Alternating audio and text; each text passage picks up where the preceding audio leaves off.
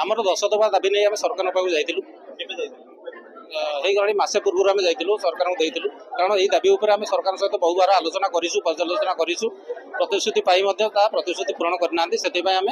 मसे पूर्व नोटिस देलु सरकार को से नोटिस देवापर सरकार आम साथ भी आलोचना करते कि से आलोचना कौन फलप्रद है ना आमर प्रथम दाबी हूँ आम मूल दरमा को लेवल 9 करा किंतु सरकार ताऊपर कौन प्रकार कार्यानुष्ठान ग्रहण करूना। सेकेंड दाबी हूँ आम जो स्वतंत्र पायाभुक्त कर राजसमला मान को से हिसाब से क्याडर रूलटा प्रकाश करा कि सरकार एपर्यंत कौन संतोषजनक पदक्षेप नहीं ना। आमर तृतीय हूँ जो राजस्व सेवा पदवी जो राजस्व सेवा उपर आमर संशोधन कर सरकार निकट अतीत से संपूर्ण भाव राजस्व मामलार स्वार्थ विरोधी एवं आम डिमांड्स होती प्रत्याहार प्रत्याहार कर आउ थे